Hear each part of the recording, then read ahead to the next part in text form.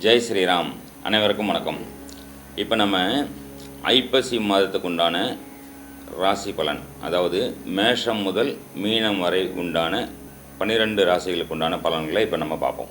சரிங்களா? ஒரு சின்ன விஷயம்,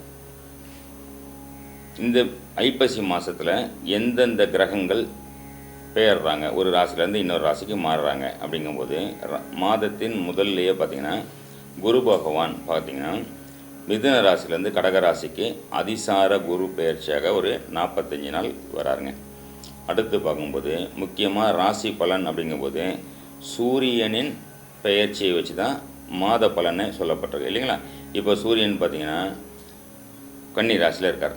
ஐப்பசி மாதம் வரும்போது ஐப்பசி 18ஆம் தேதி, அதாவது இப்போ வர 18ஆம் தேதி, ஐப்பசி 1ஆம் தேதி கரெக்டாக சனி பிரதோஷம் அப்படின்றது அன்றைக்கி வருது. சூரியன் கன்னி ராசியிலேருந்து துலாம் ராசிக்கு பெயர்ச்சி ஆகிறார். அங்கேருந்து ஒரு வாரத்தில் பார்த்திங்கன்னா செவ்வாய் பகவான் பார்த்திங்கன்னா துலாம் ராசிலேருந்து விருச்சிக ராசிக்கும், புதன் துலாம் ராசிலேருந்து விருச்சிக ராசிக்கும் வராங்க. ஏற்கனவே சனி பகவான் பார்த்திங்கன்னா கும்ப ராசியிலேருந்து மீன ராசிக்கு பெயர்ச்சி ஆகிட்டார். ராகு பகவான் மீனத்திலேருந்து கும்ப ராசிக்கும் பெயர்ச்சி ஆகிட்டார். கேதுன்னு பார்க்கும்போது ஆல்ரெடி சிம்ம ராசிலே இருக்கார். அப்படிங்கிற இந்த கோச்சார பலன் இருக்குது இல்லைங்களா? இந்த கோச்சார பலனை வச்சு எந்த ராசிக்கு எந்த மாதிரி பலன் அப்படிங்கிறத நம்ம இப்போது கொண்டு வர போகிறோம். இன்னொரு விஷயம் நல்லா ஞாபகம் வச்சுக்கிறேங்க, கோச்சார பலன் அப்படிங்கிற விஷயமே பார்த்திங்கன்னா 10% தாங்க வேலை செய்யும். அவர்களுடைய தசா புக்தி அந்தரம் அப்படிங்கிறத பேஸ் பண்ணி தான் அவர்களுடைய நேரம் காலம் எல்லாமே வேலை செய்யும். நன்மை தீமைகளை அனுபவிக்கிறதுன்றது பார்த்திங்கன்னா தசாபுக்தியை பேஸ் பண்ணி தான் வருமே தவிர, கோச்சாரம் அப்படின்றது 10% மட்டும் நீங்கள் எடுத்துக்கொள்ளுங்கள். நான் அந்த யூடியூப்பில் பார்த்தேன், இந்த யூடியூப்பில் பார்த்தேன், அந்த பேப்பரை படித்தேன், இந்த புக்கில் பார்த்தேன், நல்லா இல்லை, நல்லா இருக்குது, கற்பனையில் வளர்த்துக்கிட்டு போய் மாட்டிக்கிட்டு கையை காலை உடச்சிக்கிறது. அதே மாதிரி பார்த்திங்கன்னா லாட்டரி டிக்கெட் வாங்க சொல்லிட்டாங்கன்னு சொல்லிட்டு பெரிய காசை இன்வெஸ்ட் பண்ணிட்டு மாட்டிக்கிறது. ஒரு சும்மா வீட்டில் உட்காரான்னாங்க, அதனால் சோம்பேறி மாதிரி வீட்டில் உட்காந்துடுறது. இந்த விஷயத்த 10% மட்டும் எடுத்துக்கங்க. ஏன்னா கோச்சார பலன் அப்படிங்கிறது பார்த்திங்கன்னா 10% மட்டும்தான் வேலை செய்யும்.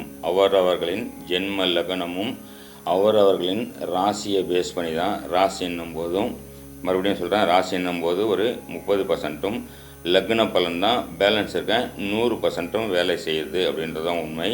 அதே நேரத்தில் கோச்சார பலனும் பார்த்திங்கன்னா 10% தான் வேலை செய்யும். இதை கேட்டுட்டு அங்கே சொன்னாங்க, இங்கே சொன்னாங்க, அவங்க சொன்னாங்க, இவங்க சொன்னாங்கன்னு சொல்லிட்டு மனசை போட்டு தேவையில்லாமல் குழப்பிக்கிட்டு உங்களுடைய எந்த விஷயத்தை நோக்கி நீங்கள் ஃபோக்கஸ் பண்ணி போயிட்டுருக்கீங்க, ஒரு நல்லபடி போயிட்டுருக்கீங்க அப்படின்றத பார்த்து அதில் டிஸ்டர்ப் ஆகாமல் கரெக்டாக திட்டமிடல் அப்படிங்கிற ஒரு விஷயம், தெளிவான ஆலோசனை பெற்று திட்டமிடல் அப்படிங்கிற ஒரு விஷயத்தை ஃபோக்கஸ் பண்ணி போனீங்கனாலே எந்த தசாபுக்தியும் உங்களை ஒன்றும் பண்ணாது. தசாபுக்தியே ஒன்றும் பண்ணலன்னும் போது கோச்சார பலன் என்னங்க பண்ணிட போது?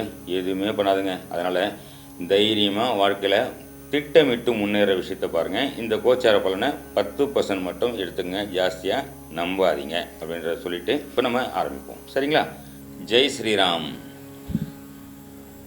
அதாவது எனக்கு மட்டும் ஏன் இந்த கஷ்டம் வருது, நான் மட்டும் ஏன் இந்த கஷ்டத்தை அனுபவிக்கிறேன், எல்லாரும் என் முதுகு மேலே ஏறி சவாரி பண்ணுறாங்களே அப்படின்னு சொல்கிற புலம்புற மகர ராசி மகர லக்ன அன்பர்களுக்கு வணக்கம்.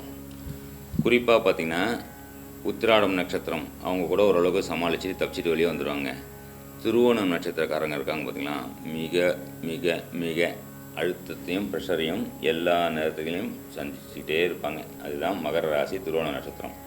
உங்களுக்கு உண்டான பரிகாரம் நிறைய இருக்குது, கண்டிப்பாக சொல்கிறேன், மனசோர்வு அடையாதீங்க. சரிங்களா? அதே மாதிரி அவிட்ட நட்சத்திரம் அதுவும் மகர ராசியிலே இருக்குது. அவிட்ட நட்சத்திரம்னு போது என்ன சொல்லலாம், பீஷ்மர் பிறந்த நட்சத்திரம், ஒரு சூப்பர் பவர் ஜாதகம், சூப்பர் பவர் நட்சத்திரம் அவிட்ட நட்சத்திரம் அப்படின்ற மாதிரி சொல்லலாம். சரிங்களா? குறிப்பாக காலபுருஷனின் 10வது வீடு கர்மஸ்தானம் சொல்லப்பட்டது. எல்லா சுமையை தூக்கி தலைமையில் தூக்கி போட்டுன்னு சுத்திர ஜாதகம். முதல்ல உங்களை நீங்கள் பாருங்கள், அடுத்தவங்க பிரச்சனை அவங்க பார்த்துக்குவாங்க. உங்களை நீங்கள் பார்த்துட்டு அவங்க பிரச்சனை தூக்கி தலைமையில் இருந்தாலே மிகப்பெரிய பரிகாரம் சொல்லலாம். ஓகே, 8ஆம் அதிபதினு சொல்லப்படுற சூரிய பகவான் எங்கே வர்றாரு? 8லேருந்து 10ஆம் வீட்டுக்கு வந்துடும். அதாவது துலாம் வீட்டுக்கு இந்த ஐப்பசி மாதத்தில் பிரவேசம் செய்கிறார். அப்போது 8ஆம் அதிபதின்றவங்க ஒரு ப்ரெஷர் அப்படின்ற ஒரு விஷயம் சொல்லப்பட்டிருக்கு. அவர் 10ஆம் வீட்டில் வரும்போது ஒரு சில கடன் வாங்குகிற நிலைமை, தொழிலுக்காக கடன் வாங்குகிற நிலைமை, லாங் டேர்ம் கடன் சொல்லலாம், லாங் டேர்ம் கடன் வாங்குகிற ஒரு நிலைமை. அது வந்து கொஞ்சம் முடிஞ்ச வரைக்கும் கொஞ்சம் தள்ளி போடுங்க. இந்த ஐப்பசி மாதம் முடிய வரைக்கும், அடுத்த மாதம் நம்ம எதுவாக இருந்தாலும் நம்ம வாங்கிக்கலாம். சரிங்களா? இந்த மாதம் ஜாஸ்தி கடன் வாங்காதீங்க.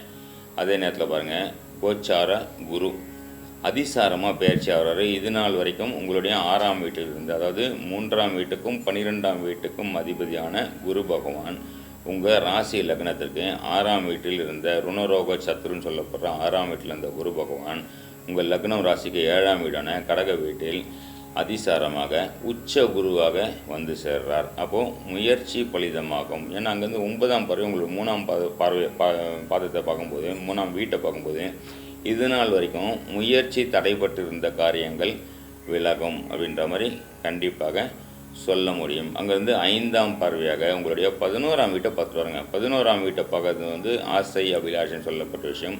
தடைப்பட்ட வருத்தப்பட்ட காரியங்கள்லேருந்து வெளியே வரீங்கன்னு சொல்லலாம். எல்லாத்தோட பெரிய விஷயம்னா 7ஆம் பார்வையாக உங்களையே உங்கள் லக்ன ராசியை பார்த்துருவாரு. அது மிக சிறந்த ஒரு யோக பலனையும் கொடுக்கும் அப்படின்ற மாதிரியும் நம்ம சொல்லலாம். அதே மாதிரி பாருங்கள், 6ஆம் வீட்டு அதிபதியும் 9ஆம் வீட்டு அதிபதியும் உண்டான புதன் பகவான், அதாவது ருணரோக சத்துரு பாக்கியஸ்தானம் தந்தை ஸ்தானம் சொல்லப்படுற அந்த புதன் பகவான் 10ஆம் வீட்டிலிருந்து 11ஆம் வீட்டில் வர்றதுன்றது மிக சிறந்த ஒரு யோக பலனை கொடுக்கும் அப்படின்னு சொல்லலாம். 11ஆம் வீட்டு அதிபதி செவ்வாய் பகவான் பார்த்திங்கன்னா இது நாள் வரைக்கும் 10லேருந்து 11ஆம் பாவத்துக்கு வருது. 11ஆம் பாவத்துக்கு எந்த கிரகம் வந்தாலும் எந்த தோஷம் இருந்தாலும் ஒரு நிவர்த்தி அப்படின்ற மாதிரி ஒரு பலனாக நம்ம எடுத்துக்கலாம். சரிங்களா? கண்டிப்பாக நீங்கள் மகாவிஷ்ணு கோவிலில் கண்டினியூஸாக துளசி மாலை வாங்கி கொடுங்க. இந்த ஒரு மாதத்துக்கு கண்டினியூஸாக எந்த அளவுக்கு துளசி மாலை வாங்கி தரீங்களோ அந்த அளவுக்கு உங்களுடைய தடை தாமதப்பட்ட காரியங்கள், மன அழுத்தம் சம்மந்தப்பட்ட காரியங்கள், குறிப்பாக திருவோணம் நட்சத்திரக்காரங்களை பார்த்தீங்கன்னா மிக அழுத்தம், மன அழுத்தத்தில் வேதனையில் இருக்கவங்க துளசி வாங்கி மகாவிஷ்ணு கோவிலுக்கு, குறிப்பாக பார்த்தீங்கன்னா அனந்த சயன பத்மநாப சுவாமிகள் அப்படின்ட்டு இருக்க அந்த கோவிலில் துளசி மாலை வாங்கி கொடுக்கும்போது மிக சிறந்த யோக பலனை இந்த ஐப்பசி மாதத்தில் அனுபவிப்பீர்கள் அப்படின்னு சொல்லி இந்த உரையை முடிச்சுக்கிறேன். நன்றி, வணக்கம், ஜெய் ஸ்ரீராம்.